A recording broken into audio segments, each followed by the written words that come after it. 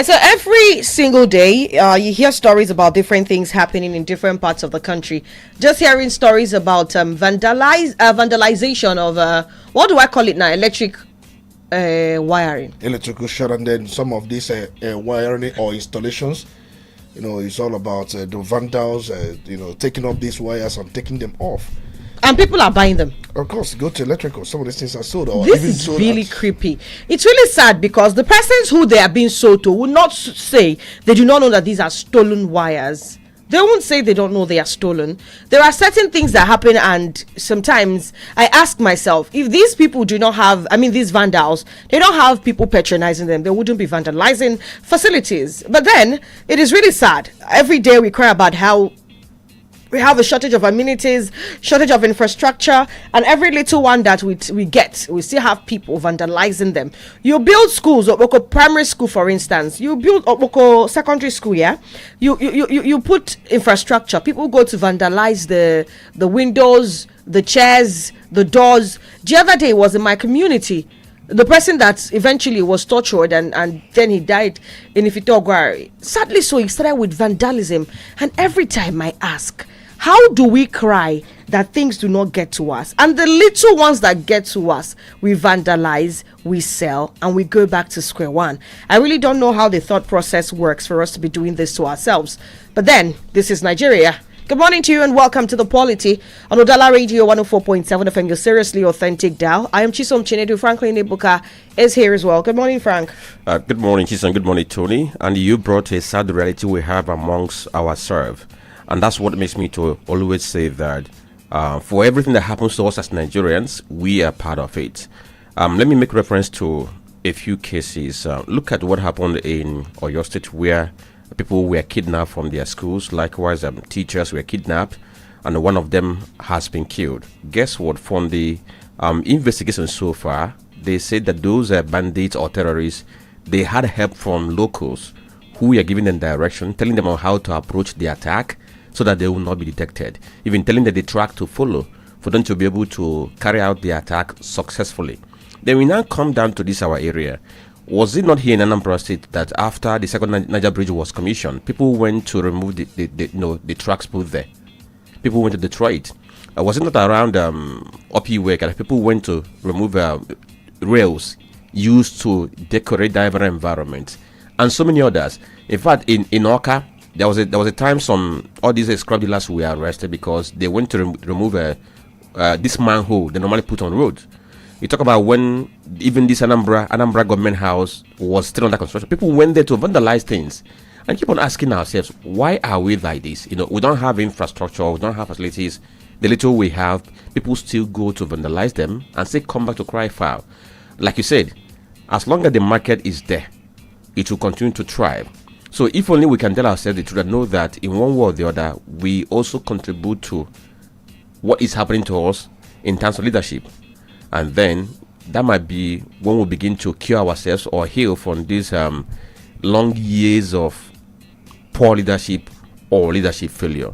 At this point, maybe should I rest my case or just talk about what happened yesterday? Before we came on this very program, I saw a video of a policeman who was threatening fire and brimstone, saying that anybody who films him while on duty, that he's going to kill everybody in the entire bus and even kill standby.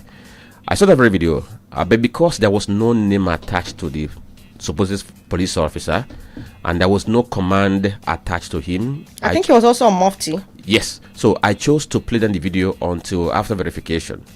Then later in the day, the man issued another video and where he rendered an apology. He was also still wearing mufti in that very video, and by that very time his name has been identified. And guess what? The man seems to be heavy on TikTok. So, but what is interesting is that I was thinking that this man is attached to maybe Edo State Police Command, Nassau State Police Command, only for me to find out yesterday that this man is attached to Anambra State Police Command. And from what I gather, people around Ogidi seems to know him very well. But the good thing is that authorities have risen. So let's see how they are going to go about, because watching that very video alone was scary. I saw a man who appeared like somebody who's under the influence of either alcohol or drugs. And guess what? Police said that they have even gone ahead to do tests on him to know whether he's under drug or something like that. So maybe by the time we get into a conversation, talking more about this. All right, then Dr. Tony Olitsambeki is also with us in the studio. Good morning, Tony. Good morning to you. Good morning, Nigerians. Good morning, the good people of Southeast. Good morning, in Anambra. Good morning, in Onisha. Good morning, in Dosimo. Good morning, everyone under the reach of our voice. Good morning, the Afiandolu, Bondoluaka, the transporters, commuters, the security agents, even those of, we call it Agone Chamber. And then there are those that will tell you, Ndakodo, Ndocha Brigade. Because these are people who are always on the road and they communicate with the people on daily basis. Even the Ndatsma, Ndonta, and all the traffic agencies as well. We also remember our pensioners, our senior citizens, the physically challenged, and those who are having financial difficulties. That's what it's being called in Igbo, Oyaba, financial difficulties. And those who are having different issues from one point to the other, depression, because the idea of this program is to uplift you, is to give you hope. Because I've said many times that this program takes care of BP, high blood pressure. You may not understand, because we do things the way that is original, not in maybe added or subtracted. We profess the truth, and that's the sanctuary we always tell you about. We are back in the sanctuary to profess the truth, to tell you the undiluted truth, but to tell you the truth in a way it will not please you, the way you will not like it. You're welcome once again, and we thank God Almighty for His mercy, for His love, for His kindness, for seeing another beautiful day like this. I think it was raining this morning, only for it to come down a bit. I will call it early morning showers, as we usually say. So it's important you understand. Today being the 22nd day, right? If I'm not mistaken, today is 22nd day in the month of May in the year 2026. You're welcome. Just sit back, relax, enjoy the program. Laugh when we will laugh, and then other things. When we were talking about politics, you saw how Shinda came out yesterday as the consensus candidate of the Rivers APC. And we're going to see so much to other states that had their primaries and what happened, what transpired. Just sit back and enjoy the program. All right, then we're going to start off by telling you what the front pages of the papers say. And right after that, we'll dive into the conversation proper. On our desk this morning, we have the Vanguard, the Daily Sun, Punch, and the Guardian newspapers. On the front page of the Vanguard, the banner headline is 2027, Court voids INEC timelines and party primaries nominations. That's on page 5. The riders here are obey court verdict, review poll timetable, parties tell INEC. Our court vindicates me on timetable. Benga Hashim is speaking, all of them on page 5. And APC primaries, governors appointed candidates sweep tickets. Anointed candidates, pardon me. That's on page 34. Hamzat Chinda Bago Oberawari Lawal Adeola Idris Aliyu emerge. Party postpones primaries in Bauchi, Kwara, Zamfara. Adelabu alleges fraud in Oyo primary. Kefas batters Sambo in King Taraba contest. Why Woko lost APC primary to Okawa and Niagwo on page 12. Interesting. Tinubu appoints Professor Aino as new JAMB registrar on page 9. Worry Daily Nation. A security group reject proposals on page 12. And above the nameplate of the paper, over 41% of electricity consumers still without meters. That's from NERC on page 19. And civil war. Mortala divide me, led troops into disaster. Go on page 7. Only foolish people will believe I am working for Tinubu. Kwankwaso is speaking on page 9. And those are the stories on the front page of the Vanguard. Okay, interesting headlines from Vanguard. And let me just quickly talk about what happened to Adelabo in Ogun State, right? I don't know how politicians do evaluate their options. I do not know whether sometimes they have a hyperbolic value of themselves. I do not know. It's got an exaggerated sense of self-importance. Because I do not know if he didn't see the handwriting on the wall by the time he resigned as Minister of Power to go to contest for governorship in Ogun State. I don't know the chances he saw for himself before delving into it.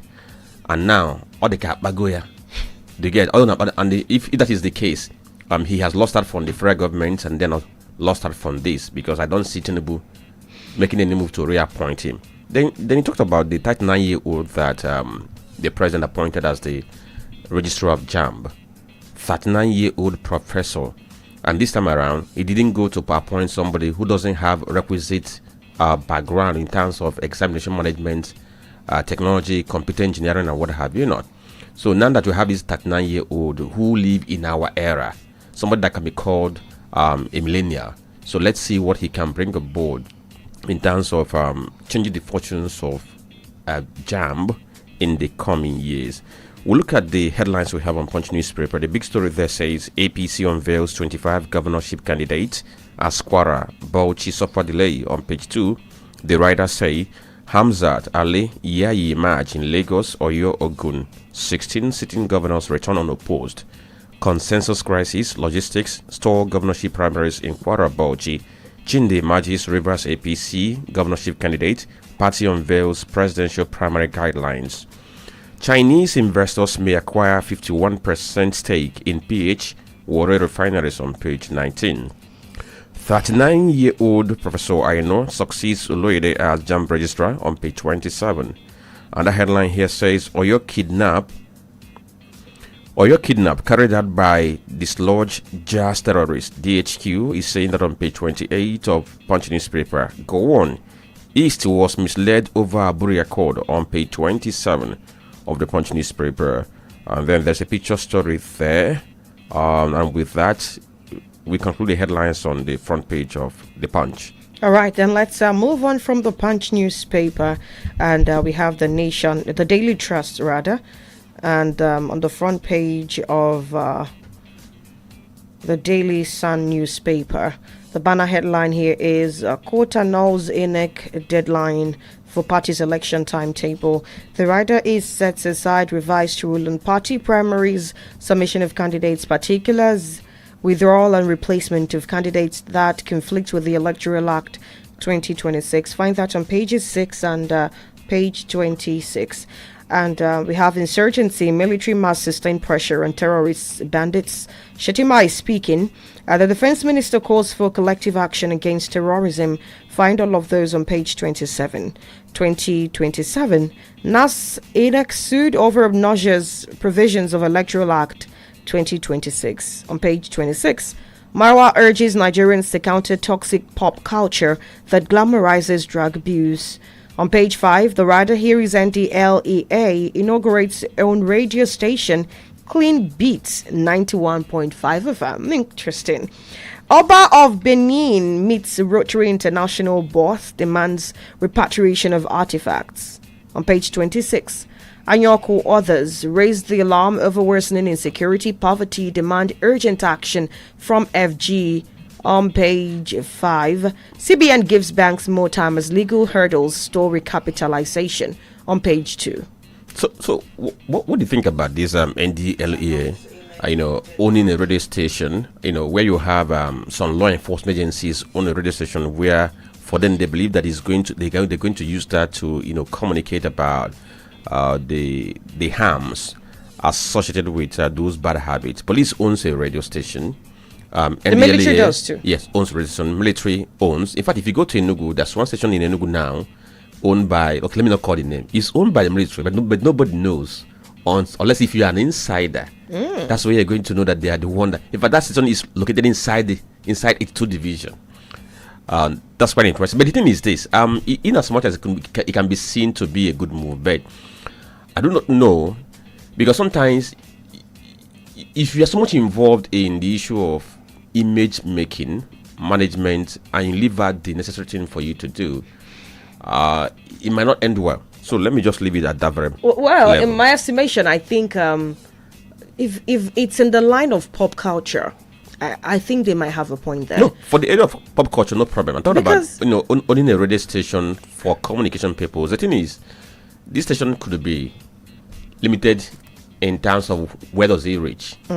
It's just in one place, and at the end of the day, to run a radio station, no be being so. I agree. No be beans to run radio station. But at all, nine. But at least I'm trying to think of how many at least Afrobeat songs that are clean, because I've been trying to make a mental calculation. Everybody I don't know. That means every EFCC needs their own station, because Igbo trap artists, they are anti-EFCC with their lyrics, and then you have a lot of them also being anti-NDLA with their lyrics. Everybody's talking about substances. I don't know whether it's time we live in, because like you said, if you are going to do a careful vetting of all the songs being produced by Nigerian artists, the pop, the secular music or whatever, you might not have any song being played on there, because in one way or the other, they are talking about the one thing or the other. But let me leave that at that level. Let's go to the Guardian newspaper. The big story here says INEC timetable ready for opposition as parties weigh options after court ruling. That story is on page 6 of the Guardian newspaper. Kwankwaso denies working for Tinubu's re-election in 2027 on page 3. I not to succeed Oloyede as JAMB releases 279 withheld UTME results on page 8. Presidency debunks plan to rename Nigeria, abolish Sharia law. That's on page 3 of the Guardian.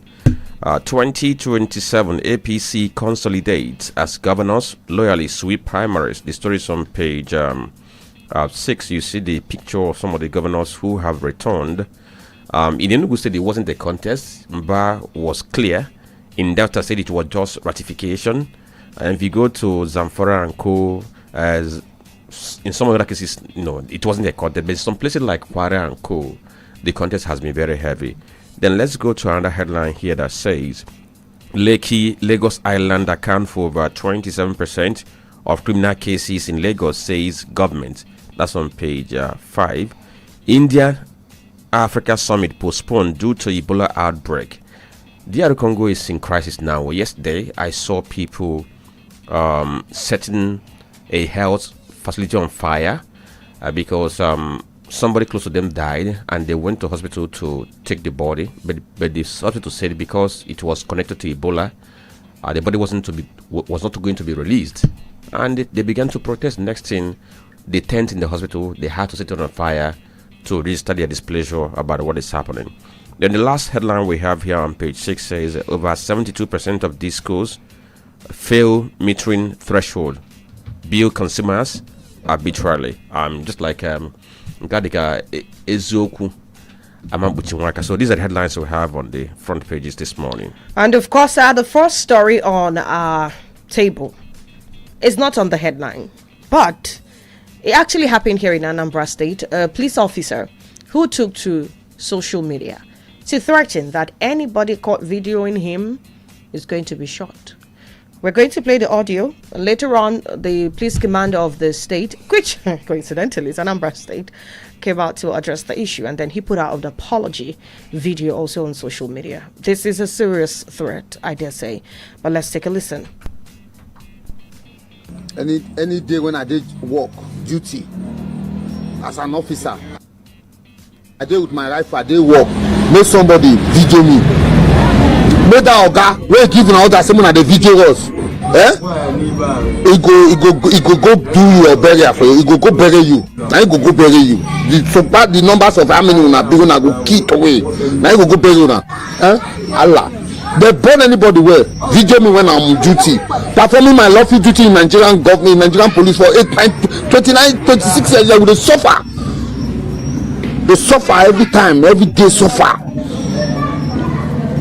Uniform, none of it buy nothing, none of it do for you, none of it give us, none of it do anything, none of it no accountability for us, for any life. Who die to it, not be this one, the IG when just come new now, begin they try to amend things, they help people. Look at people when their papa don't die since how many years, who they this IG enter now, he begin give them their insurance, give them their benefit. Just the work, monkey the work, babu the chop. All my body na bullet shot, gunshot na full am. See they suffer, they look at my body. You think I was born like this? This is a gunshot.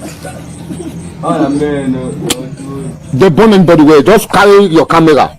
Watch me well, oh. Carry your camera. Come around anywhere I dey. Come mistake video. Even though I'll clear everybody down.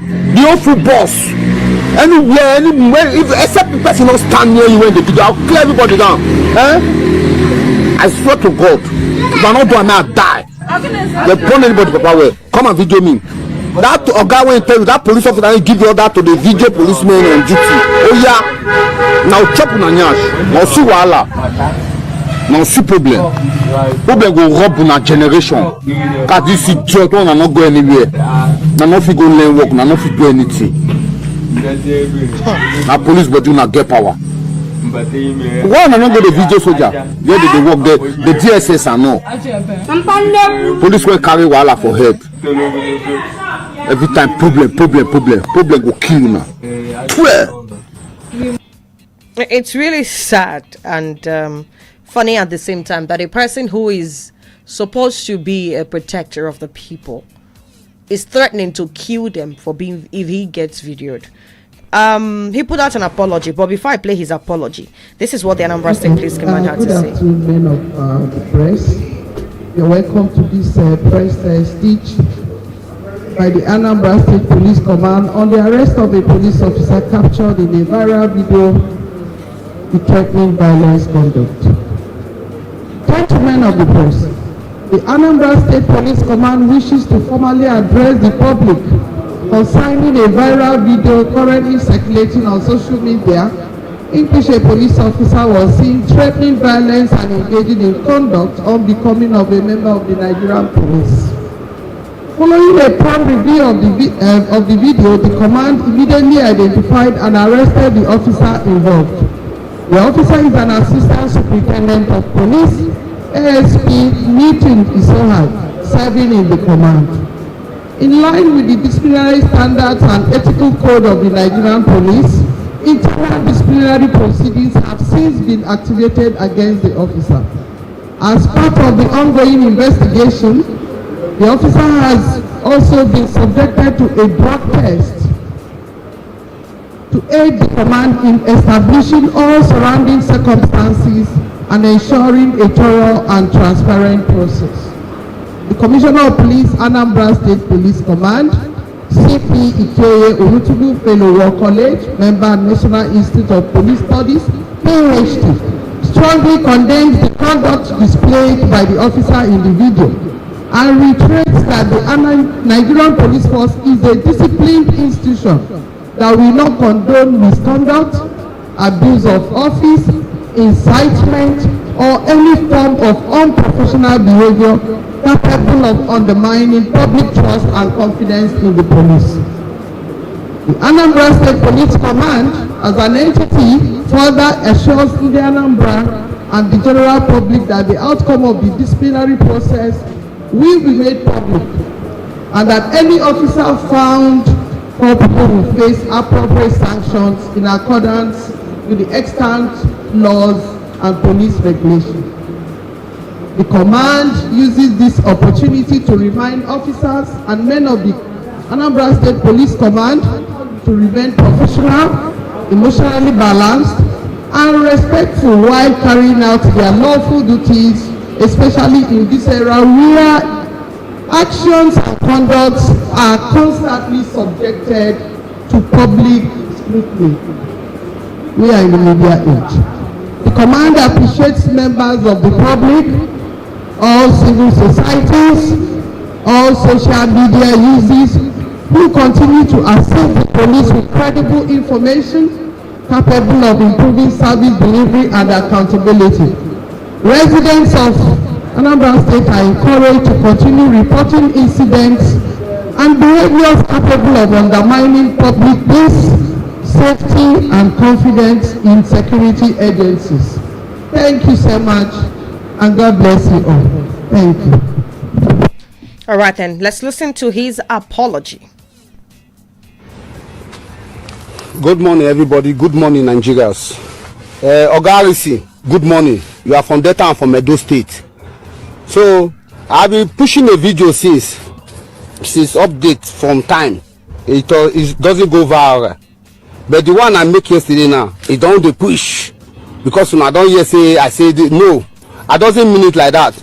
I only annoyed for people. Actually, you can video us, you can video a policeman, but it's not now that anybody can just come from anywhere, started videoing somebody is on duty. Even some policemen sitting on their own, they will go there and be videoing there. They have take it beyond that for us.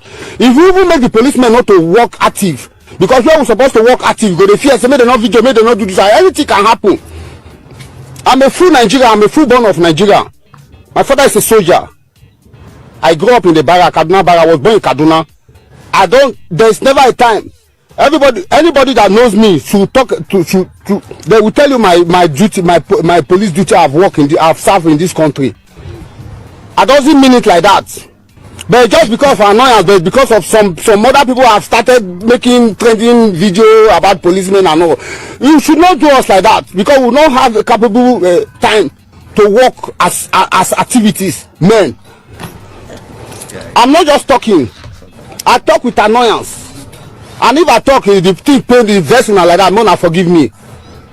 Mona forgive me, because all of us are brother. No matter anything will happen, all of us are one love. Wow. Now you don't come for this one, you don't they go. Not be so. How I go there kill my people?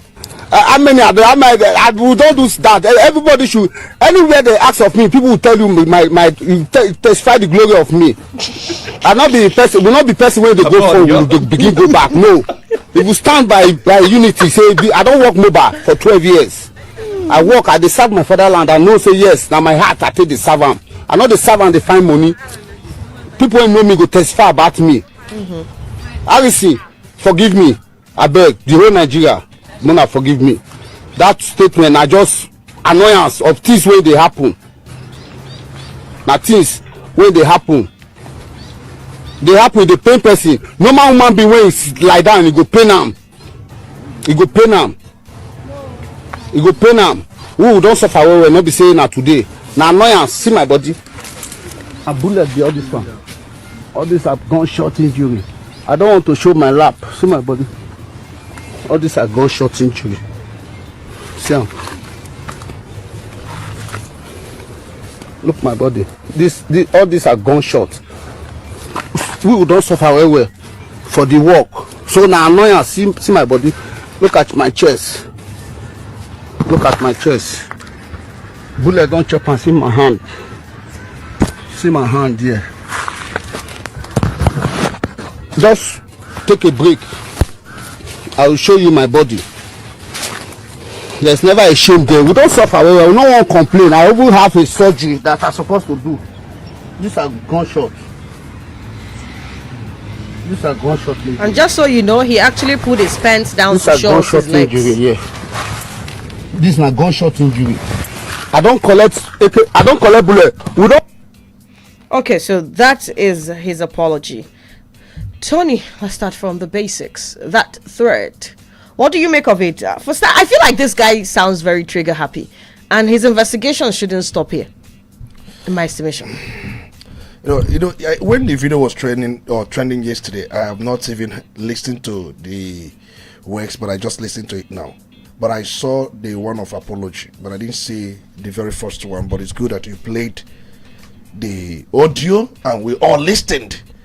The honest truth is that the policeman or AXP, as we are told by the DSP, Anambra State Police Command, just like Franklin said, when this happened, he thought that the person was in the Edo State Police Command. He thought that the person was in other commands, but he never knew that the man being talked about is from this very command. If you ask me, what do I have to say? This man is not just mentally deranged, but should not be serving the public for any reason. He should not. He should not be serving the public. This man is danger saturated, precarity driven, catastrophe inclined. He is turbulence laden, danger is just threat immersed. For crying out loud, this is a man giving a gun. God must have done miraculous work to save many of us who may have had contact with this man. Look at the person handed gun to police the public. This to tell you what the kind of rot we have in the system. And to be honest, if this man, because from the look of things, he has mental issue, he has psychological issue, he is not just frustrated, but he is in his conduct, utterances, animalistic. In his conduct, in his utterances, purely animalistic, treacherous, menacing. And this is a man that we handed gun to police us.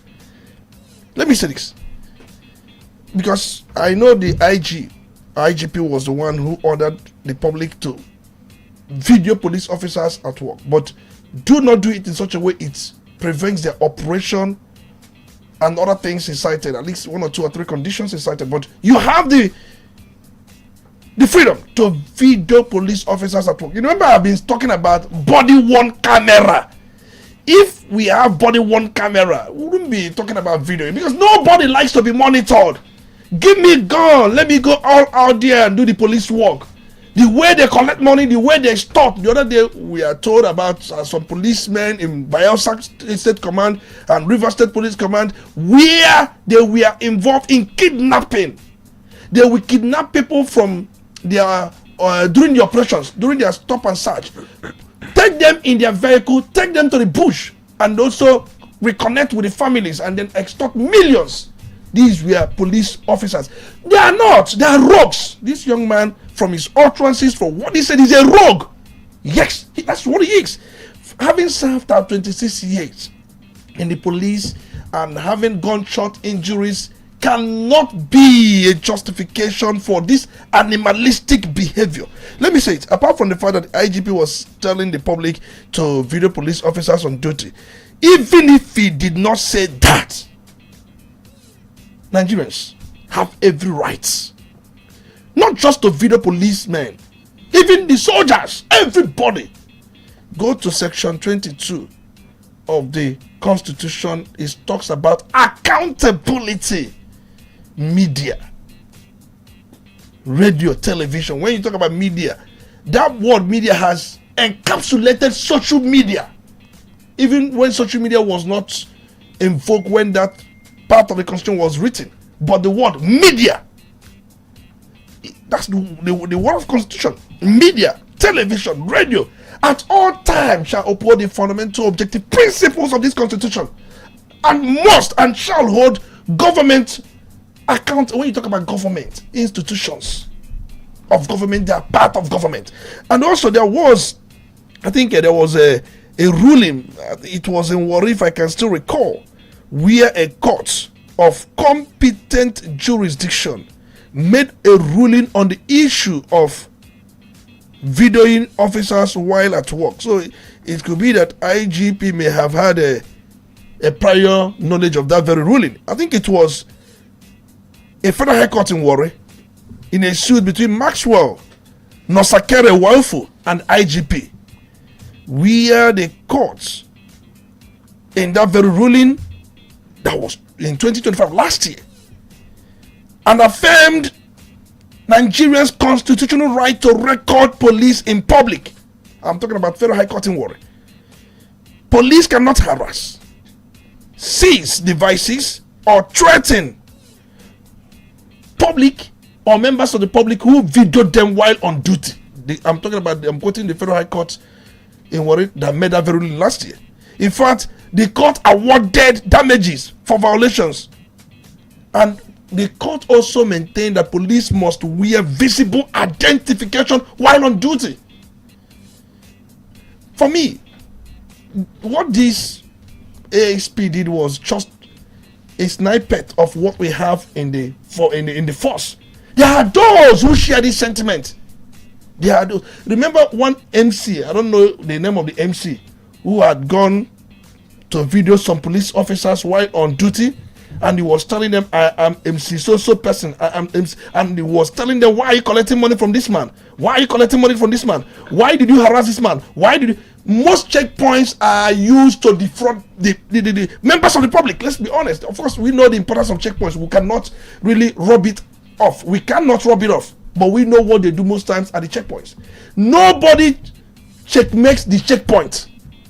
No one monitors activities of police. How can an institution of government send people all out to go and do a work without having a means to monitor how they do the work?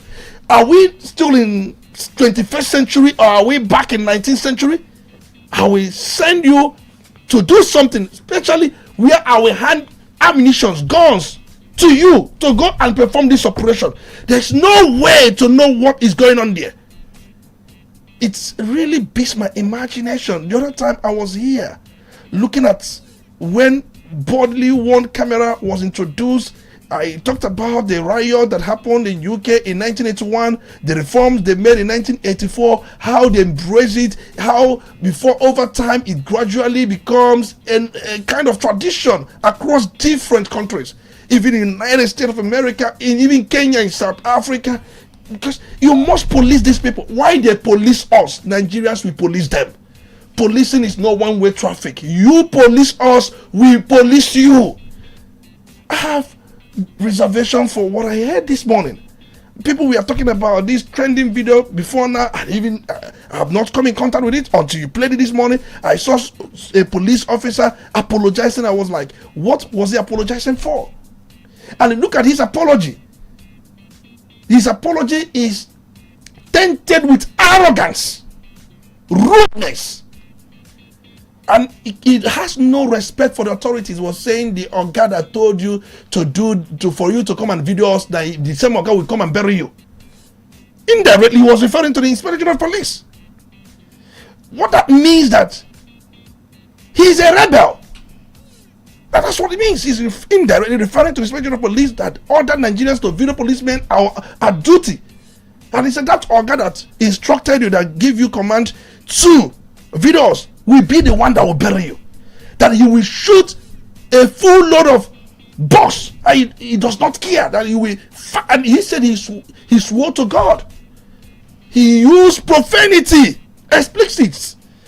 It is disturbing, honestly speaking. And the guy, just like I said, many of them are not in good state of mind. They have mental issues. And this guy, from the look of things, must have taken hard drugs, hard substances. The MC I was referring to that saw them at the checkpoint, what did he see them with? Weed, Igbo, at checkpoint. Many of them were at that. They have a kind of smoke, touch structure where they were there taking Igbo, taking what people call cannabis, Indian hemp. And after taking Indian hemp, you will take ogogoro on top of it. After taking ogogoro on top of it, you will take mburumiri, met. After taking mburumiri, the same person with gone. Why would we allow such thing to happen in our society? Why do we give people gun without monitoring them? And this young man could have wasted many lives from mere sighting any person with camera. They don't want to be monitored because they know the things they do. They extort, they kidnap. Not all of them. I'm not talking about every member of the police force. No. I'm talking about those who are in this act. That's why they will not want to be monitored. Any person who does anything good will tell you, video me, monitor me, fact check me. People who do not want to be fact checked, who do not want to be videoed, monitored, they have skeletons in their cupboard. They don't want to be caught in the act. You've suffered for the country. We know definitely there is rot in the policing system. That's why we are saying let there be state police, let there be town police, so that Nigerians will contribute money to policing. They will contribute. Of course, police is underfunded. There's no doubt about that. That's why we are craving for these reforms. Many Nigerians will bring money. The money many of them are spending on escort alone can do wonders.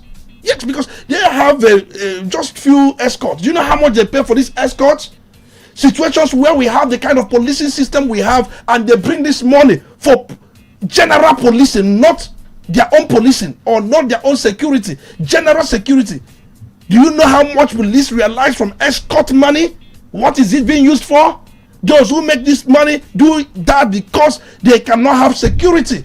Where we provide this general security, because if you provide this kind of security, escort money will go. The many people who have been reaping from fraudulent activities in relation to security system, they will not have anything. Again, it's business for them. Okay, so Tony, can we expand now? If you look at this very video, if you watch the video carefully, the first one he made, where he issued the threat and then the apology he issued, there are things you can infer from this very video. One is that, this is a very poorly trained police officer. I also deduced that this is a disgruntled or frustrated police officer because of one thing or the other. I also deduced that this is a poorly paid public servant. I was also able to see the fact that this is a man who has no atom of responsibility and he's armed with a rifle meant to be used to police the public. I also saw a man who is possibly a victim of Nigeria. And also in this very video, I saw a man who is a menace to the public. I saw a man who also needs help. I saw a man who is not repentant. And there's so many other things that I was able to deduce from this very video. Now, to the questions. Now, what can we say that this video speaks about the quality of men that we do recruit into our security agencies? That's number one. Then you look at the video again, and that question now becomes, what does this speak about the regard the men of police force have for authorities? Because he said that person that told you, he will be the one to go and bury you. Does it mean that they don't even regard their superiors? Their superiors, because they know that maybe if you report, nothing is going to happen. The other question is, what do you make of the police response? Are we going to say that police did the right thing at the right time, that they were safe to respond? And then maybe the final question at this point, before other things will be, what can we say about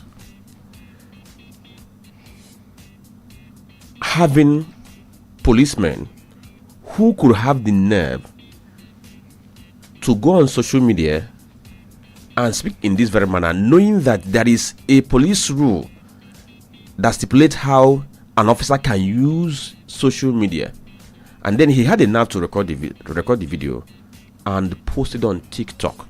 Let's start from that, Tony. Well, for me, what kind of people we bring into policing work? We bring the low, the scum, the lowly rated members of the society into police force. I'm talking about rank and file. I'm not talking about the trend one, because the trend one, most of them went through university, polytechnics, colleges of education. Maybe some of the trend ones, they are refined on the ground of their training. But when you talk about rank and file, good number of them are the scum of the society, the lowly rated. The black sheep will be pushed to policing work. You send a person. I saw a video last night. I don't know how I got in touch with that very video, where a man was tied, his hands were tied back, and he was making confessions. How he went to Enugu Ezike, how he procured different charms, how he wanted somebody to be deported, how he sold off the brothers, blocks, about 100 blocks. He sold them at 700 naira thereabout. How he did this, and he was confessing. When he was told, why were you doing this, he said, no, it needs to talk. If that person were to be in the police we are talking about, what do you think? This man that made this very video, do you know how many people he may have killed? Innocent people. Are we imagining that? Because I wanted to say he's risk-laden, calamity inclined, but he is not calamity inclined, he's calamity. He's doomed. That is who he is. He may have wasted a lot of lives, 26 years in police. People that have come in contact with this person because he has anger issue. That is what. Because these are reforms we are trying to make. We must make police as a kind of institution where the best in every family, because how can you attract the best? It must be well funded. If you remove funds and good policies in any institution, the best minds will not come in because there is nothing attractive apart from the fact that it's patriotic, nothing attractive. Having said that, and then you asked another question that because you say you saw the man who is either frustrated, poorly paid, and all that. I have said it many times. Police should have a kind of, because a pilot, you cannot in any way pilot a plane. There will be a drug and also alcohol test before you take off. It's done routinely. If we are so much concerned about pilots who possibly carry how many passengers, 200 and something passengers maximum, that's pilots who may carry 220 something passengers. There may be two pilots and other co-workers are that very really certain. The question is, what about police that can kill many, much more than that? We don't even have any form of routine drug text, alcohol text. They do it brazenly. They do it even while on duty. The other time, license of a particular pilot was revoked because it was suspected that he had taken drugs and he was making appeal. There were series of re-examination for a pilot who carries maybe 200 something passengers once in a while. But we are talking about a police officer who goes out with gun on daily basis, and we can't do the same thing we are doing for pilots. For a policeman who goes out there to meet members of the public, we must be serious in this country. From the look of things, we are grossly unserious people. We don't know what we want. But I won't blame him. I blame the institution. If the institution is strong, because he talked about what do I make from the reaction from the Anambra State Police Command. What do you expect? It's reactionary, never proactive. Can you tell me policies that they have put in place? Most times I do tell. The last we saw how police was telling us how not to resist arrest and things like that. How do they openly tell us what they do tell their officers while on duty? If we don't want reactive or reactionary statements, that's exactly what we saw. They have not put it, because the officer was saying, now uniform you buy for us, boot you buy for us, we go use our money buy this, that your mama born you. What kind of country are we? And I said, this burden cannot be shouldered by federal government alone. This burden of funding police cannot be shouldered. Nigerians need to get involved. They should get involved. And how they can get involved is by really doing what we should do. We have said it many times. People, individuals, I don't mind. I can pay security levy to support police in my town. If it is 1,000 naira every month, we are ready. As far as we get the security, Nigerians are ready. We can't keep having what we have in place. What we have in place is dangerous. It's time bomb. It is happening. You talked about why do they not have respect for their seniors? For him, that's why each time the IGP or the police command give instructions, there are so many of them that will not take those instructions, because for them they are not the ones on the field. That if you heard what he said, monkey they walk, babu they shop. He was referring to the officers. They are the ones being sent to die in the process. And he said there was a time they went for an operation. They were just two that survived. That others were killed and their families were not even taken care of. That's what he said. It's a case of monkey they walk, babu they shop. Because the video appears to also be an indictment on Nigerian police force, going by the things he said, that maybe perhaps these things are supposed to be taken care of by the institution so that could enable them to work. Because on a very good note, of course, we have to say this on a very good note. Policemen sacrifice a whole lot. We must give it to them. Policemen, they do sacrifice a lot, and there are very good ones among them. Of course. But those bad eggs who are in this very system, and they are using government institution to be perpetuating crime, because you know that when you know state actors who are involved in criminality, of course you know how to follow them. Of course. But when you now have people who are in the system using state apparatus to perpetuate crime, that becomes very worrisome, because this time around, it seems like he's licensed to kill. Now, looking at this and going forward, what should we be talking about now with this very incident of the one we just have at the hand now? What can we be talking about going from here if actually we are serious about reforming the police? Because from the time of Tafa Balogu till now, every police IG that comes tells you that he's going to reform the police. We have spent years, if not 50 years, undergoing the reform, but the reform is not reforming, by the worst in the street. The reform is not reforming. You don't get to see that very result. What you see is that from time to time, a handful of policemen are dismissed, for one offense or the other. But that reformation that is going to be ingrained in the system and gets to reform or gets to bend everybody to be under the rule, we haven't seen it. So if we're going to make any headway, what can we be talking about? Like the basis we need to start from before we not talk about the secondary things. Of course, for us to start with, many of them have to go. You must come up with a policy on who should be a police officer, who should be given a rifle, who should be in the public space, and for what reason. The criteria will be well spelled out. Let the public, let the members of the society, before anybody gets into policing work, there should be agencies that should be contacted. Not just because we know that some of these agencies may not even work very well. The church, they must show proof that they know this person and he has a good conduct. They not just them affirming that this person has good conduct. They must show what? Proof. And they must come with evidence. Not everybody. I want policing system where officers are well paid. You talked about they put their lives in danger. Of course, we know that. Their payment structure is very poor. Very poor. I want policing system that will be attractive, where people would like to get involved because of certain benefits attached to that. That's what I want.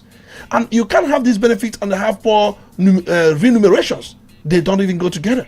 You start with welfare. Before, when we are growing up, police, they don't live with the public. This man is a menace to the society. The man, the AXP involved. There are so many of them. We are told what happened at Tokosa SARS, where it was alleged there was organ harvesting. And you talked about whenever they carry gun, they believe that they have license to kill. Now tell me, what is the difference between this AXP and the one who killed somebody somewhere in Warri, if you could remember? Yeah. There's no difference. The only difference is that this one made utterances of what he wanted to do. The other one did not make utterances. The other one went in and did the action. They didn't see killing as anything. And somebody who told you that he has got several bullet wounds, for him, killing is nothing. I was engaged. In fact, I was engaged by one police officer many years back. That was around 2014, 2015. I think the policeman was from North. He was telling me how they usually kill. That they kill indiscriminately.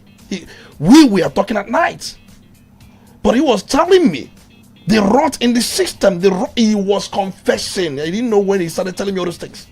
But the agonizing thing was that the man later died in operation.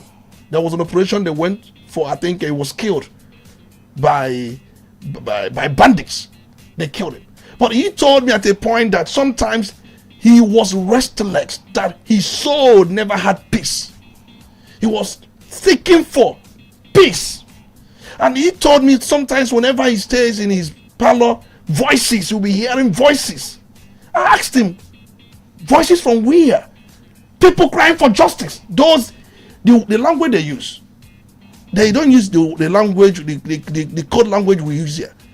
There's the travel, that's the word they use. They will tell you, I have traveled him. That's the language he was using. Oh, that when he was talking about the voices, I thought, the voices come from where? He said, those have traveled. I said, is he traveling to Lagos? Or he said, oh, you're not going to understand. Those that have what? Traveled. I just remembered that we they travel people anyhow. Anybody will block our walk. Anybody will we they travel people anyhow. Travel people. That's the word he was using. We they travel people. I just remember the language. And that means to kill people. That's what it means. Interesting. And he said that he never had peace.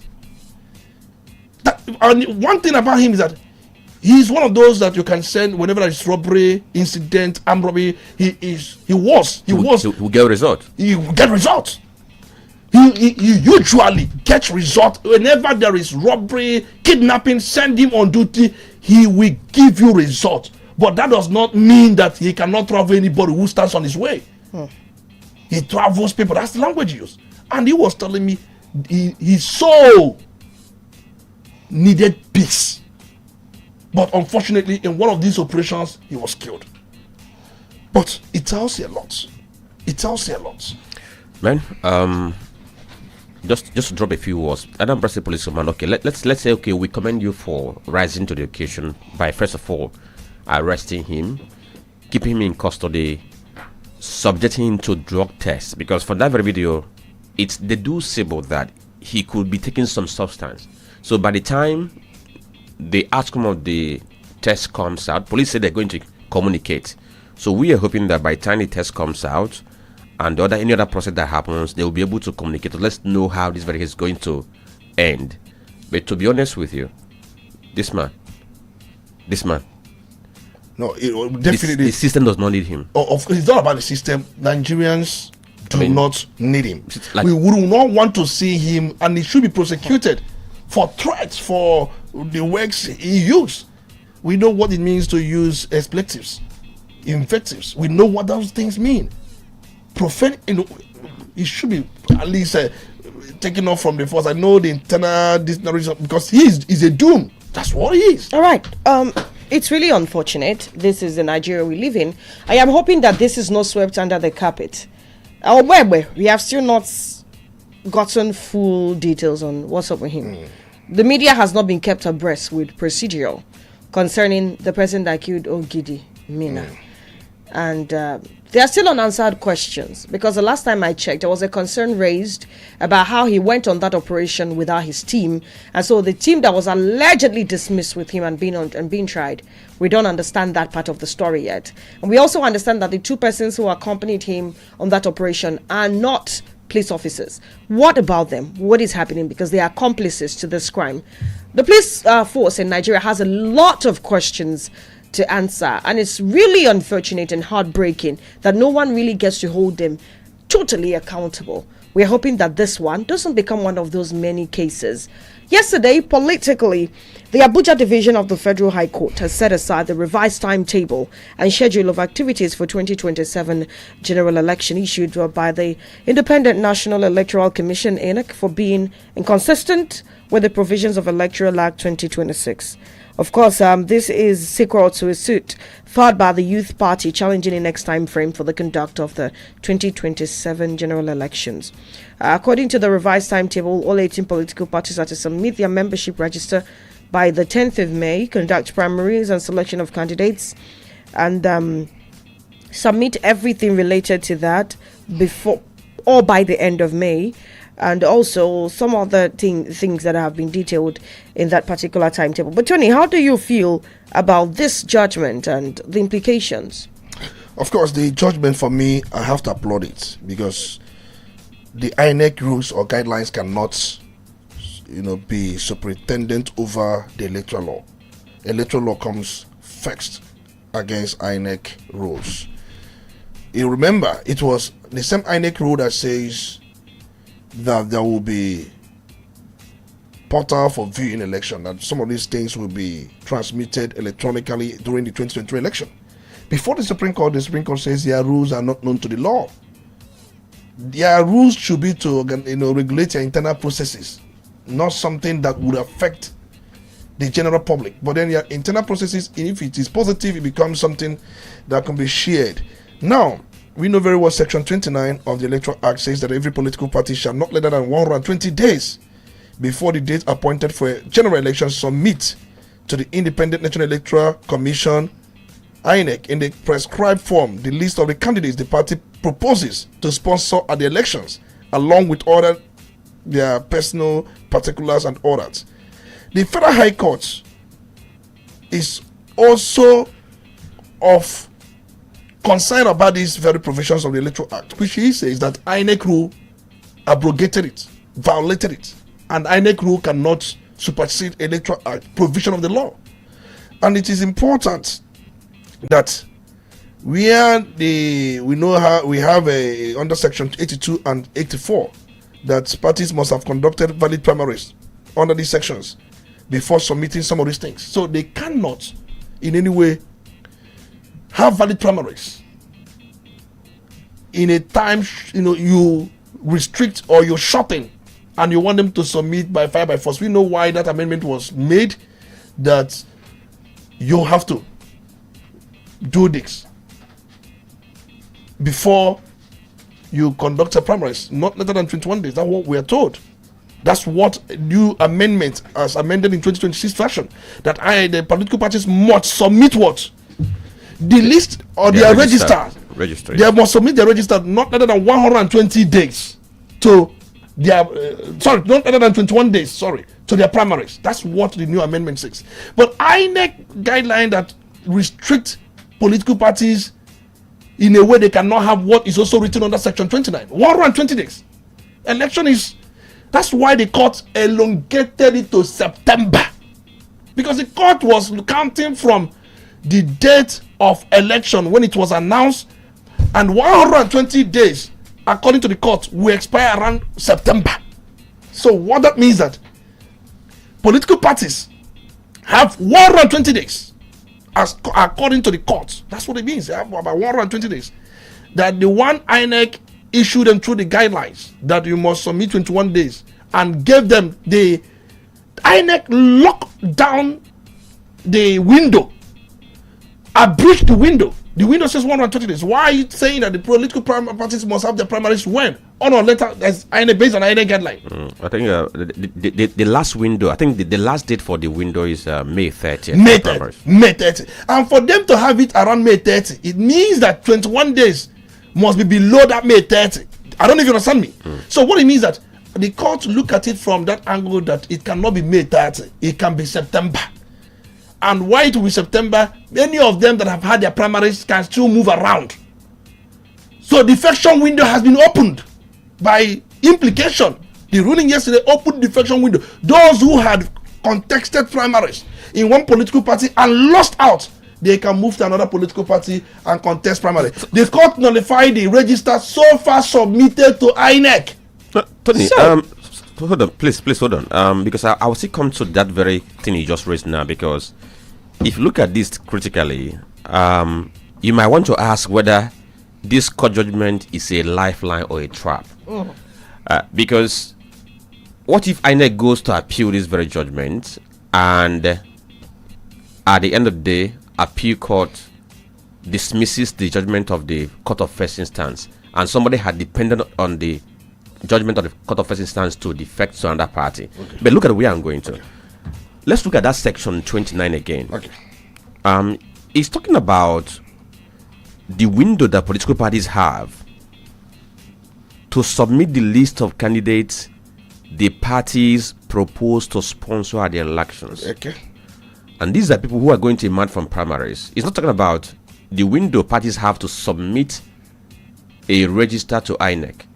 It's talking about the windows they have to submit lists of people who have emerged from primary. Yeah. What it simply means is this: if APC conducts primary as they are doing now, okay, they're doing primary now. From Monday, it's been going through.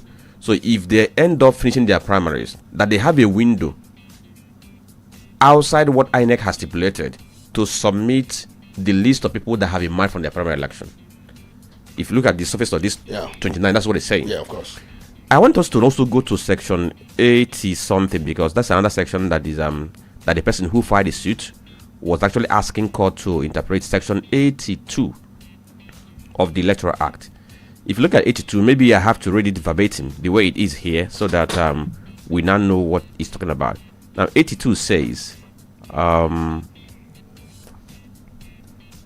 okay, 82 says, every registered political party shall give the commission at least 21 days notice of any convention, congress, conference, and this is not in contention for what I've seen so far. Okay. So let's now delve to section 84(1) of this same Electoral Act. With that, now can I come with the question? That 84(1) of electoral Act says a political party seeking to nominate candidates for elections under this act shall hold primaries for aspirants to all elective positions, which shall be monitored by the commission. So now I'm back to the question of, Right. People making assumption that this very judgment has opened the window for defection. All right. So you're not getting to that very question whether if this is a lifeline or a trap. All right, let me explain the judgment yesterday. You pointed to section 29, you pointed to section 82, you also pointed to section 84 of the Electoral Act. You pointed to the sections. Of course, I have mentioned section 29 before now. Now, let's go by what Justice Muhammad Garuba of the Federal High Court ruled yesterday, because the court nullified key portions of INEC revised timetable and schedule of activities for the 2027 general elections. The court specifically set aside INEC imposed timeline for conduct of party primaries. The court set it aside. The May deadline for conduct of primaries, the court set it aside. The court also set aside submission of candidates' personal particulars. The court also set aside withdrawal and replacement of candidates. The court also, set aside the publication of final candidate list and also the campaign period. These were some of the things the court set aside based on INEC revised timetable. How does this affect the issue of defection? Because one would say, can you mirror this? Can you connect this? Can you link this up with the issue of defection? Now, the court also set aside the timeline for submission of register. And then INEC cannot shut down registration. Parties that have not had their primaries can as well hold their primaries till, let's say, September. Maybe first week. Let's assume that one of the political parties that have not had the primaries decide now, and based on this court judgment, we are now postponing our primaries to September. What does that mean? Somebody who have contested primaries under APC, tell me parties that have had their primaries. APC, which other party? For now, APC is the one taking the lead. It's the only party that have had their primary rights. Let's assume people that have lost out under APC can now look for these political parties who have not had their primaries, who have now shifted their primaries to around September, because they have to submit their register 21 days to the primaries. So what it means that they can register as a member of these political parties and also get involved in their primaries. Nothing stops them. Because INEC put this thing in a way that you wouldn't have time to move around. But the court set aside those things and saying, no, it is in conflict with provisions of section 29, which has given not less than 120 days from the time of the election. And by court ruling, 120 days should be around September. The political parties can as well have their primaries around September, August. And for them to have those primaries, they have to submit their register 21 days to INEC. That one has not been violated by court. But in doing so, somebody who have had contestation in other political parties can move to that political parties and still recontest. Remember, there is no law that says you cannot contest in another political party after being part of the former primaries of another political. No law. The only thing that restricts them is that they don't have that window of movement, because parties were locked up by INEC to have their primaries within 1 month window. And for you to have your primaries within that 1 month window, many of them must have submitted their register, which would have locked up any movement. You see it. So now the court has opened it up in such a way that there will be space. They are not locked down by that INEC timetable. So do you think it's a lifeline, or it's a lifeline? It's a risk that is what you know why it's a lifeline? The court very well interpreted section 29. INEC did not even imagine it. INEC cannot even appeal it. What are you appealing? Okay, are you going to appeal what the Electoral Act states, that is not been later than 120 days and it's still there? But hold on, please. INEC, the law says not later than. That means it can come before that. Yes. And for INEC, INEC is going to put out a guideline for convenience, because it has a timeline of activities it has to complete before the election. Thank you for mentioning that, Ebuka. Your convenience cannot contradict Electoral Act. Let me say this. If INEC had put out a timeline, those who have had their own earlier, no problem.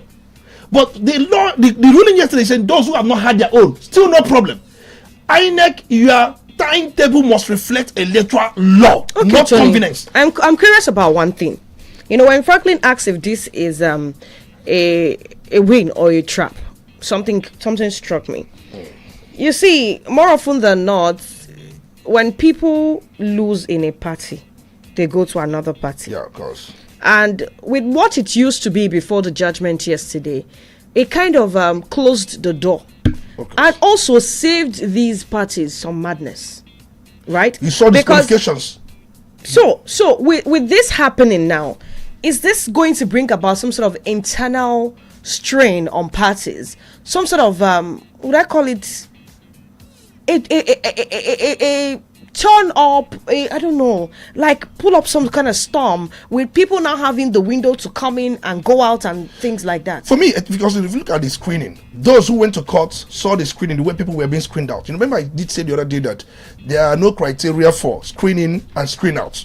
The parties at a point becomes the alter ego.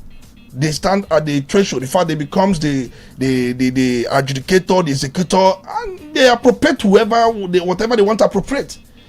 Some aggrieved people approach the court. It cannot bring internal strain on the political parties, because political parties wouldn't want a situation where people will come in and go out. And you remember the provision of the Constitution, freedom of association is not restricted, it's not locked. If I'm associated with you here, who says that I cannot leave here and move to another person? But where we are concerned about, if you win the mandate of the people on this platform, stay there. That's where that one is different. And again, I ask you, would this not amount to people now moving in and out and maybe possibly belonging to two parties now? You cannot belong to it's there in the Electoral Act. You cannot be a member of two political parties. But now they have the room to move in. You have to resign. You out. have to resign from one political party and move to the other. And this has opened the window for people to move from one party to Defection, another. because by the ruling of the Federal High Court yesterday, I've also cited the certified true copy. It means that parties who have not had their primaries can as well postpone it indefinitely. And for the fact they will notify INEC they're postponing their primaries, and by the time they have written to INEC they're postponing their primaries, whatever submission of register they have done to INEC becomes nullified. And this leaves them open to infiltration, don't forget. It leaves them open to people coming in. If you call it infiltration, fine. I mean, coming in, and it could be for sinister purposes. For whatever purpose. The court has said people have right to make choices, even when they have made the last one, it doesn't go well with them. Okay. And for somebody like Fubara can still contest. I was told the other day that the deputy governor, Madam Ngozi, still to get her surname, has left APC and she has defected to NDC. That's why I got information yesterday, but I'm yet to confirm it. And she has also bought nomination form under NDC, the deputy to Fubara. And people were like, if a deputy governor, a lady, a woman could have such guts, the governor has no such guts. And the woman says, I'm contesting, I must be on the ballot. But the governor is not saying that. But that's, by the way, is for their own internal palaver and whatever you call it. But I'm concerned is the judge yesterday, Justice Muhammad Garuba, validly interpreted section 29 of the Electoral Act. Many of us even overlooked this. My mind did not even go there. Okay. We overlooked it, but there's nothing to appeal here. The law speaks for itself. Rex ipsa loquitur. It is very, very vivid. APC had a governorship election, primary election yesterday. Quickly, Tony, let's speak on that. Of course, we saw many of the governors returning. Ubasani, many of them, they have come back. It was agreed. Agreement is what? Agreement. We can always tell you that. And we dance around that. So what do you expect for the primaries? They have done the whole cheering formula. We saw, I think somebody, Oku, was the consensus candidate of APC in Abia State. Former minister. He became the consensus candidate. Of course, it was agreed that he was going to be the consensus candidate. But for me, I don't see how popular he is. But as by the way, many of the APC... Sorry. I'm very sorry that I have to take you back. Please, let's go to section 77 of the Electoral Act. Quickly. Because on this same thing that the court interpreted, section 77, I'll read 1, 2, 3, and 4. Quickly. One says, a political party registered under this act shall be a body corporate with perpetual succession and a common seal, and may sue and be sued in its corporate name. 2 says, A party shall maintain a digital register of its members containing the name, sex, date of birth, address, state, local government, ward, polling unit, national identification number, and photograph in both hard and soft copies. 3 says, upon registration, a membership card shall be issued to the member. And 4 says, each political party shall make such register available to the commission not later than 21 days before the date fixed for the party primaries, congresses, or convention. So we are saying the same thing. So given this very provision now, then we now compare with the fact that parties have already chosen their date. They can postpone. They have those who have chosen their dates for this very primary. Yeah. So on this, you are saying that based on this judgment, yes, that they can postpone. Of course, okay, they can postpone, and once they postpone, the register they submitted becomes nullified. Whenever they choose a new date, they must submit their register 21 days to that new date, and before that new date, people can come in. If parties had chosen date, because many of them have chosen date for their primaries, by the ruling of this Federal High Court yesterday, they can postpone because they still have window. Why they chose dates we are? Because they never had any space again. They can now write to INEC that we have decided to postpone. So why didn't they say? Because it was Young Party, right? I think Young Party that went to court to challenge this. Exactly. Because the ADCs of this very world, the PDPs of this very world, and the mention on other parties. Yes. Why didn't they say this? And they all kept quiet, because at the point in time we saw IPAC asking the National Assembly to amend this very provision, that it was given a tight schedule. Nothing was done. Somebody who must have observed this in fact had done something many of us could not even see. I couldn't even see this, and I know Section 29. I have cited it many times, but my mind did not go there. Any political party that has submitted to INEC, that has written to INEC that it will be having his but on the other side too. Sorry, I'm asking so many questions. On the other side, I have to go on a commercial break. Given that the 1999 Constitution has given INEC the power, okay, to make rules that are going to guide the conduct of elections, okay, upon which they have made these regulations, okay. So wouldn't that be a ground to go for appeal? No. Supreme Court has maintained repeatedly that your rules cannot override the Electoral Act and Constitution. You have powers to make rules, and that was why the Supreme Court stepped down their rule on issue of. So what about if the court considers the convenience, because election is not a one-day thing. Okay, it's a process, and in making this very process, you have to allocate dates in a manner that you'll be able, it allows you the freedom to be able to take care of all the responsibilities. The rules of INEC, in fact, if you look at the Constitution that gives them to make their rules, they say that your rules shall be in compliance with this Constitution and the Electoral Act. Where your rule is not in compliance, it means that this rule of yours, because what the court did yesterday was to step down certain portions. I cited these portions of their rules, step them down and say that they were grossly in conflict with the provisions. But you talk about convenience cannot come superior to law. Yes, you said it's not a one-day thing, and for crying out loud, the law says those that will put it not later than 120 days must have also observed this issue of convenience. All right. Because the issue of public hearing, and then INEC, they were invited before this issue of 120 days was also put there. Of course, they made their own input. I'd have to go on this break, right, gentlemen. This is like almost 20 minutes later. When we come back, we open up the phone lines. Still states the Polity, and we're live on Facebook. Do not forget, Udala Radio 104.7 FM is our handle. You're listening to Udala Radio 104.7 FM. Seriously authentic.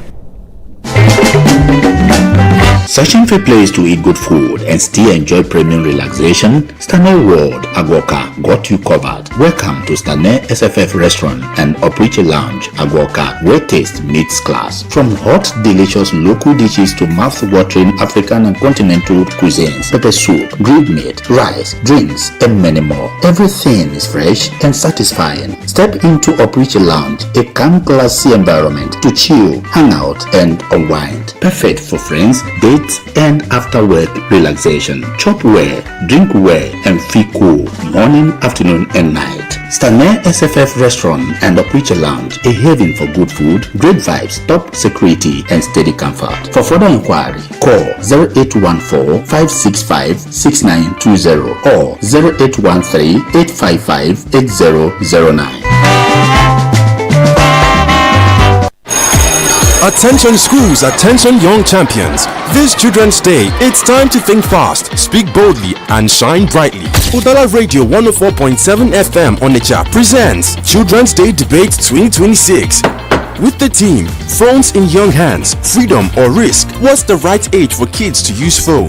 Date, Wednesday, May 27th, 2026. Time, 12 p.m. to 3 p.m. Live on Udala Radio. Open to primary 4 to 6 students across Anambra State. 12 schools, 6 exciting rounds, and only 3 champions. This is your chance to showcase brilliance, confidence, teamwork, and public speaking skills live before a wide audience. The event will be streamed live on Udala Radio and judged by an impartial team of professionals. Registration fee is 20,000 naira per school. Amazing prize gifts await the top 3 schools, plus other consolation gifts, items, and recognition for schools being represented. For more enquiries and registration, please call 0707-329-1750 or 0703-611-1998. Let's raise a generation that debates, decides, and drives change.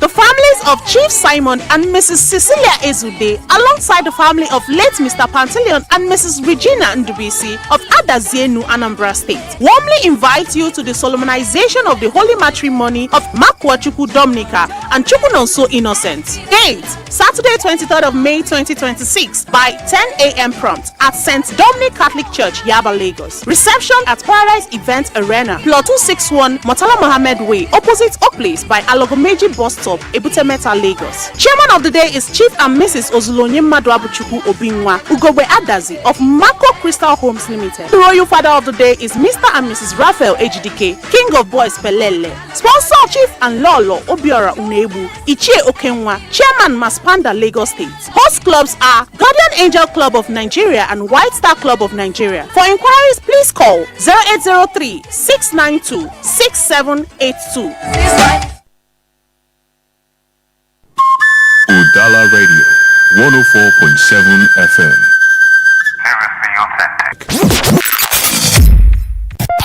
You're listening to the Polity. Get involved now.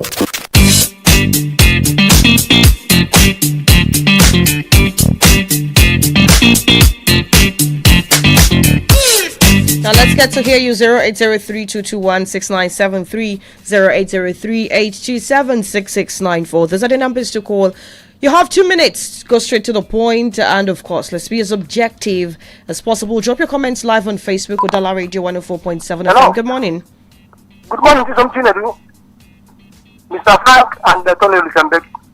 Good morning.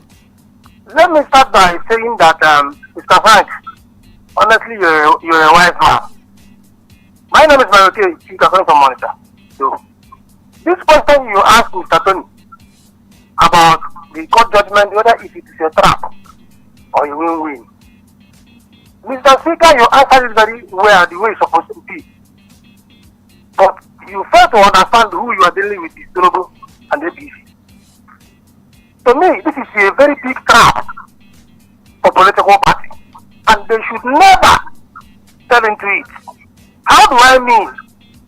Now, INEC have underlined their own date.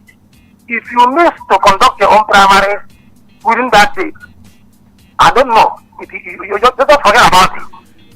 Now, APC, they have maintained that date.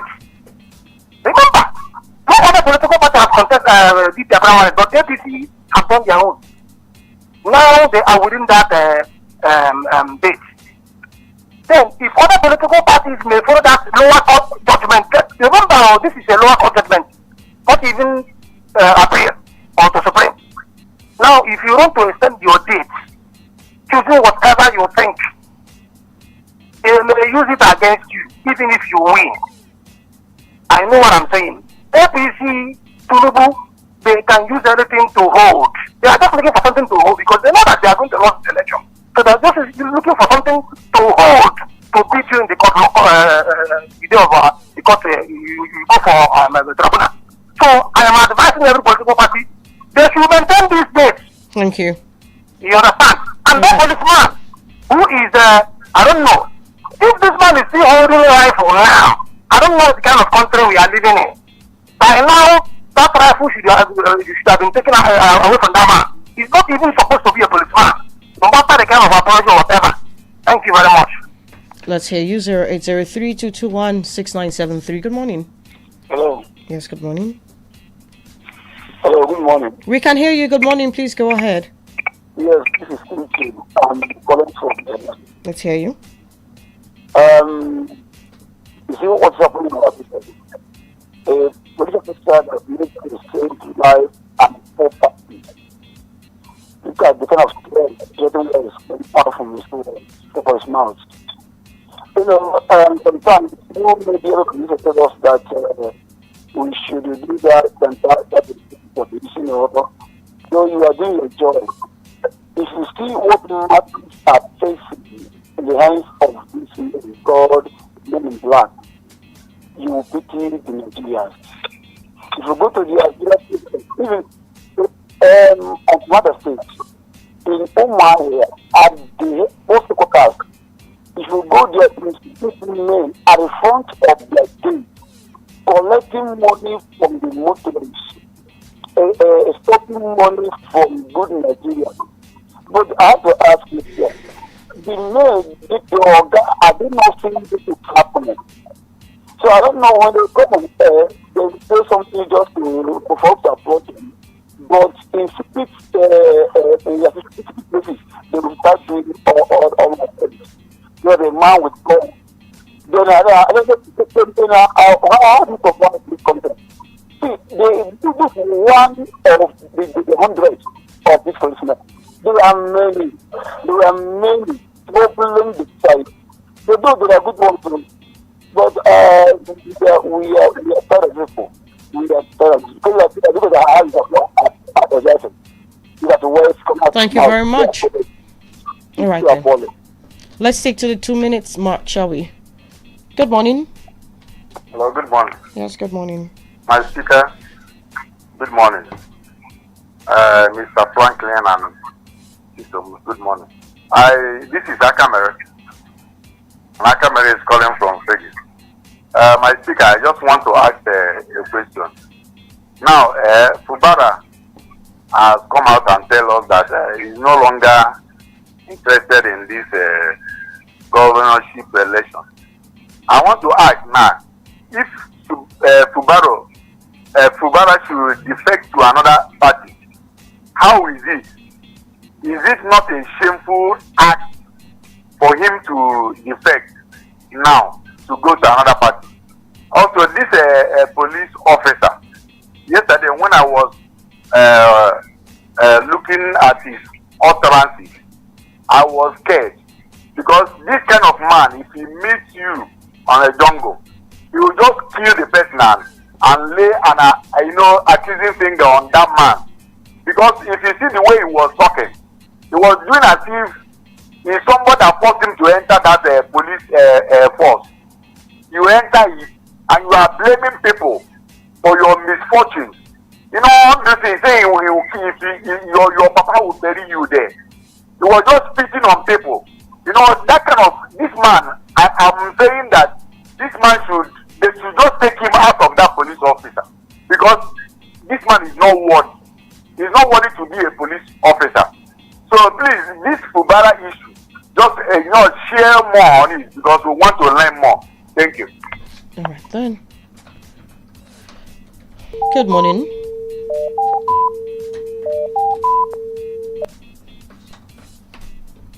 Good morning. Good morning. Good morning, Franklin. Yes, good morning. Yeah, this is good morning, my chief speaker. The voice of Honorable the Mayor Ochendon. Let me say something about this man. Tony Rikambeki, like you have said, that man is supposed to be taken to psychiatric. This is number one. and he has to be investigated. This man might have killed many people. Even if you have problem, this kind of person that says this, even that thing that he said, he did apology. When he was saying that he's apologizing, is that the way to apologize? When you hear the voice of somebody, you know what is in his mind. I'm telling you that this man is supposed to be investigated well. This man might have killed many people even before now. And this is I open now. The police, there are many of them that are like this man. There are many of them that are like this man. Even those people that do that thing he said, those people might be partner in crime, because you can't tell me that if I don't support you in what you are saying or what you are doing, that I will not advise you not to do such things. So, thorough investigation needs to be done to find out the people that are working with this man. They must be somebody like this man, and they have been committing so many things. Like you say, anybody that is doing a good work will even call people, come and video me. So people to see what I'm doing. But like these people now that are hiding themselves from videoing, they have something skeleton in their cupboard. So I want to call on the Nigerian police, the commissioner of police, to start investigating their men, because from what this man said, they are not happy with the way they are being treated and they are committing crime. Thank you. Good morning. Good morning. Hello. Let's hear you. Yeah, thank you. I want to use Igbo. Can I use Igbo? Go ahead. Hello. Go ahead.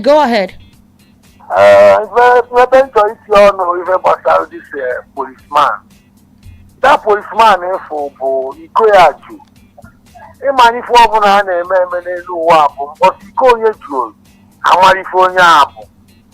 I just want a police in Ifo, and when so many bad ones, no good ones. I do not prefer the name in an name, if I want a name, my name was good, very bad. So, all you go to Puta. When we can confess, all the confession came from me, and go on and go see, will it be the Siana Rob, before every fact alone. So many of them, Yapa police. Allegation, Kina, Mezakwanka. That's an allegation. But oh, you are alleging. Excuse me, please. On this platform, we do not allege. Please, thank you. Hello. Can you hear me?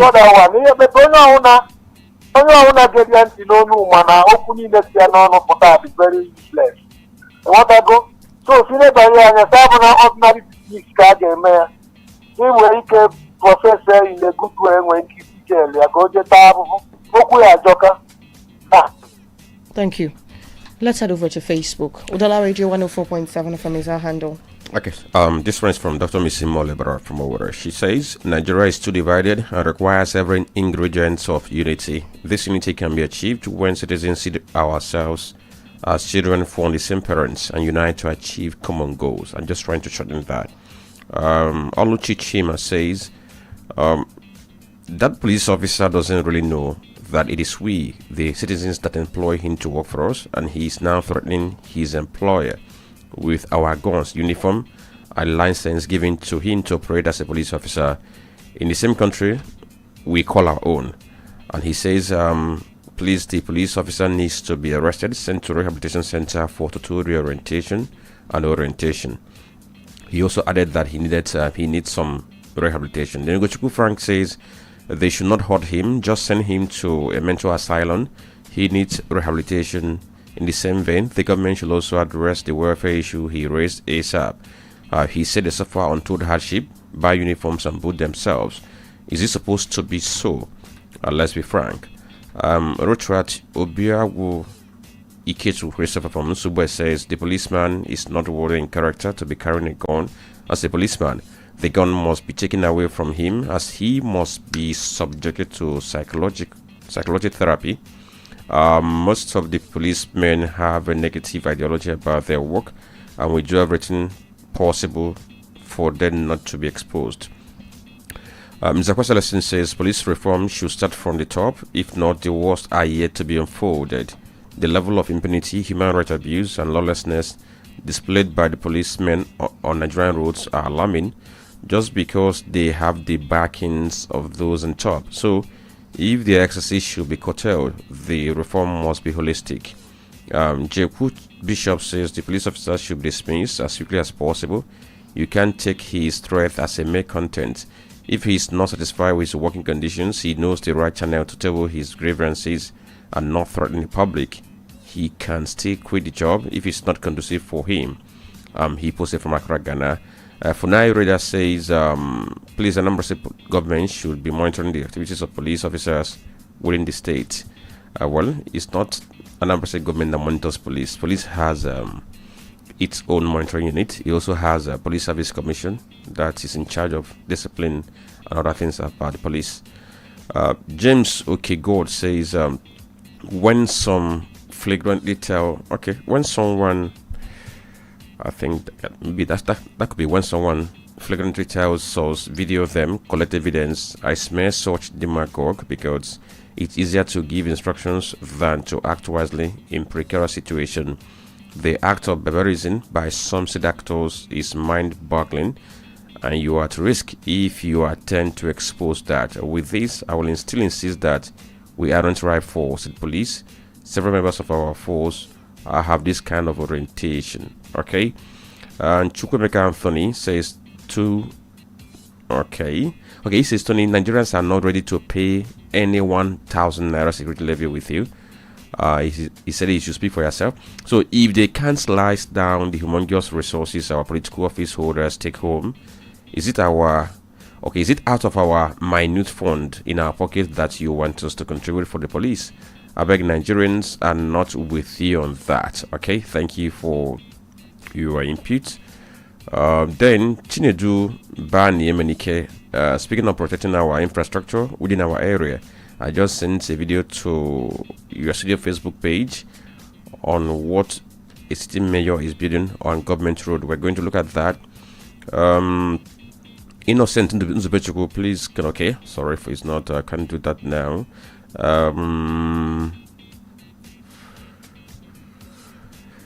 Steve Million, Wisdom Peter Ekegona says the policeman was busy ranting. For me, it's not an apology that he ran dead.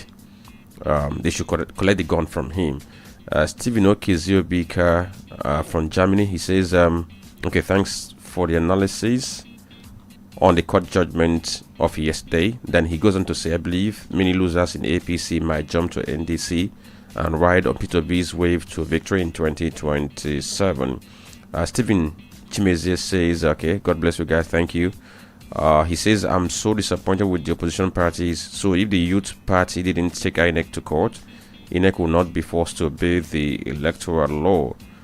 Or is it that the opposition parties have lost confidence in the judiciary? They should have taken INEC to court. If the court fails, they have shown wisdom and courage and allowed Nigerians to see the wickedness of the judiciary and the INEC for the judgment. Well, some other posts we have here, Mazimori, it's plenty of them. Florence, Becky Gonas, J.Q. Bishop, Oluchuch, thank you all for all the posts you have made. Then talking about this very, what the court says is this, that what the court actually said is this, that the regulations that INEC put out that are going to guide the conduct of the election, that they are inconsistent with the provisions of the Electoral Act to a reasonable extent. One is that INEC, by the regulations, shorten the time frame against what the Electoral Act provides. I think that's what the issue is. All right then. That's so much we can take. We're signing out for today and of course for the week. But before we go, I'd like to remind you that we're going to be having our Children's Day debate competition on Children's Day, the 27th of May 2026, and that's next week Wednesday. It's going to be happening from 12 to 3 p.m. Live. Yes, live here. It's going to be a radio debate, and I dare say the first of its kind around here. So the children are going to be taken to the microphone to tell us what they think about having phones, especially for children in their age bracket. If they think it's catching up with the tech trend, or it's actually a risk. I talk about the exposure to the cyberbullying and every other downside of having devices at such tender age. And of course, we have schools registering. The cost is just 20,000 naira. So you register and be a part of the competition right here. It's also going to be streamed live on our social media platforms on that day. We also have prizes. For the first position, we're giving out 100,000 naira. Second position, 70,000, and third position, 50,000 naira. We're also open for sponsorship if you'd like to contribute to anything. It could be the prices, could be any amounts for sponsorship is welcome. All you need to do is put a call across to 0707 329 1750 or 0703 611 1998. Now, don't forget, window is closing today. So if you want to register so that your school could be a part of the contest, you have till the close of business today to send a message to the numbers I just called. I'm going to call them again: 0707 329 1750 or 0703 611 1998. 20,000 naira, you secure a slot. And of course, if you win 100,000, if you come second, 70,000, if you come third, 50,000, and there are going to be consolation prizes. Yes. And so, Franklin, I'd like to know your final words. And before I forget, so far, yes, this event is sponsored by City Hall Entertainment. City Hall has an event space located at number 10 Ijala Street, Awado Obosi. Frank. Well, and the thing is, why we of course why we have our minds on politics for 2027, both the followers and the leaders, we shouldn't lose sight of the things that need to be done, especially when it comes to insecurity. That was yesterday. I heard the Patriot led by Chief Meka Nyako telling the governments the need for them to address the issue of insecurity rather than just focusing on election. That needs to be done because everybody's at risk now. What happened in your state, it's not the very first time, but it tells you that the risk is increasing on a daily basis. All right then, the Polity is going to make a return on Monday, 9:15 down to 11 a.m. right here, 104.7 FM. And of course, after this, it's going to be news at 12, and then the Cherry Box at 12:25, and then Market Square at 2 o'clock rather, and Ndokirido at 3. And DJ Famous is going to be here in the studio later on in the day. Just keep it locked on Touch Dial 104.7. I am Chisom Chinedu. Good morning to you. You're listening